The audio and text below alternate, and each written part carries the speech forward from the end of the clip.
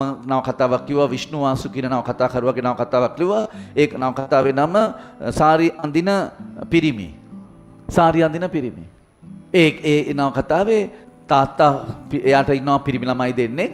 පුතාලා දෙන්නෙක් ඉන්නවා. ඒගොල්ලෝ බලාපොරොත්තු වෙන්නේ දෙමළ පවුලක් මේ ප්‍රභු සමාජයේ ජාපනයේ. දුවේ බලාපොරොත්තු වෙනවා. දුවේ බලාපොරොත්තු වුණාට දුවේ හම්බෙන්නේ ආයෙත් පුතෙක් හම්බ වෙනවා. බලන්නවත් නැහැ. අරගේ අනිත් පැත්ත අර සිලිඳුගේ අනිත් පැත්ත. පුතෙක් බලාපොරොත්තු මේ දුවේ බලාපොරොත්තු වෙලා හිටියේ දුවේ බලාපොරොත්තු වුණාට පුතෙක් හම්බ වෙන්නේ. දැන් මලේ තාත්තට ඉතින් මොනවා කරන්නද නේද? අම්මට ඉතින් මුකුත් කරන්න බෑනේ. අම්මට නොබලා ඉන්න බෑනේ. තමන්ගේ දරුවානේ. අම්මා මොකද කරන්නේ? පුතෙක්නේ බලාපොරොත්තු වෙලා හිටියේ. දුවෙක්නේ බලාපොරොත්තු වෙලා හිටියේ. පුතෙක්නේ හම්බ වුණේ. හම්බ වෙච්ච පුතාට දුවෙකුට වගේ සලකනවා. ගවුම් අන්දනවා. කොණ්ඩේ වවනවා. මූණ පාට කරනවා. කෙල්ලෙකුට වගේ සලකනවා. ලොකු වුණාට පස්සේ එයා කෙල්ලෙක් වෙනවා. ලිංගේ මාරු වෙන්නේ නැහැ. හැසිරීම කෙල්ලෙක් වගේ වෙනවා. ඒතර යාගේ ආශාවල් ඇති වෙන්නේ පිරිමි අයට. පටල ගන්න නැතුව හිතන්න මං කියනේම. ඒ නම කතාවේ තියෙන එක. සාරිය අඳින පිරිමි කියන්නේ ඒකයි. අර චූටි කාලේ අම්මා යාට සලකන්නේ ගෑන් ළමයෙකුට වගේ නේ. ඒතර යාගේ සෙක්ෂුවැලිටි එක නැත්තම් ලිංගික හැඟීම් මාරු වෙනවා. ගෑනු ළමයෙක් වගේ වෙනවා. අය අම්මා පුංචි කාලේ ඉඳලා ගෑන් ළමයෙකුට වගේ නේ යාට සලකලා තියෙන්නේ. බලන්නකෝ ඔයා. හරි සංකීර්ණයි මේවා. දැන් ඔය සමහර ගෑන් ළමයි ඉන්නවා. ඒ ගෑන් ළමයි පුංචි කාලේ ඉඳලම සමහරට අයියලා හැම එක ඉන්න ගෑන් ළමයි ඉන්නවා. ඒගොල්ලෝ කලිසම් අඳින්නේ. කොණ්ඩේ කොටට කපනවා.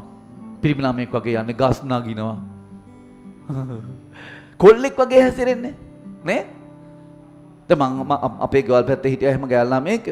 ඒ ගෑන් ළමයා පිරිමි ළමයෙක් විදියටම තමයි හැසිරෙන්නේ. අයියලත් එක්ක ඉන්නේ, බයිසිකල් පදිනවා, උඩ නගිනවා, ගස් නගිනවා. කොල්ලෙක් වගේමයි හැසිරෙන්නේ.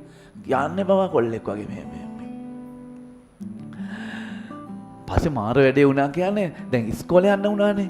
ඉස්කෝලේ යන ගවුම් අඳින්න එපා. මෙල්ම යන්න බෑ කියනවා ගවුම් ඇඳලා. කලිසමක් අඳලා යවන්නේ. නම ගෑනු ළමයිගේ නමක් නේ.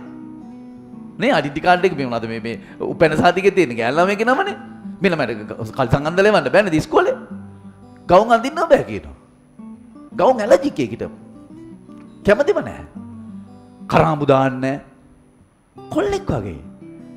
දැන් ඔයගොල්ලන්ට එහෙම අත්දැකීම ඇති සමහරට එහෙම ඇති ඉන්නව නේද මේ යාළුවෝ සමහර අය ඉන්නවා යාළුවෝ ටොම් බොයිස්ලා කියන්නේ ඈ ඉතින් මම මේ කියන්න ගිය ළමයි මේ මිනිස්සු හැසිරෙන විදිහ අනුව අපිට අන්නේ චරිතය ඒකට නවකතා කරුවා කරන්නේ ළමයි chapter by chapter එකෙන් chapter එකට අන්න කිසියම් තමන් හදන චරිතය දැන් සිලිඳු ඊට පස්සේ මොකද වෙන්නේ සිලිඳු දවසක් සිලිඳු මේ එළිය ඇන තියාගෙන ඉන්නකොට මිදුලේ වාඩි වෙලා ඉන්නකොට අර ගෑන් ළමයි දෙන්නගේ එක්කනේ පුංචි මැණික ඇවිල්ලා සිලිඳු දිහා බලාගෙන ඉන්නවා. අන්න සිලිඳු කතා කරන්න පටන් ගන්නවා. ගෙබි පැටිතියේ ඇයි උඹ වෙලා තරලා ආවේ? උඹට ඇති වෙන්න කෑම නැද්ද? කතා කරනවා. අන්න එතන ඉඳලා ළමයි අර ගෑනු ළමයි දෙන්නෙක් හම්බුණාට පස්සේ තමන්ගේ බිරිඳට ගහපු මේ මිනිස්සයා අවුරුදු 3කට පස්සේ හුරතල් කරනවා ළමයි දෙන්නව. ළමයි දෙන්නව එකකට කැලේට එකගෙන යනවා. කැලේ ගැන කියා දෙනවා. අන්න සිලිඳුගේ චරිතය අපි ටික ටික තේරුම් ගන්නවා.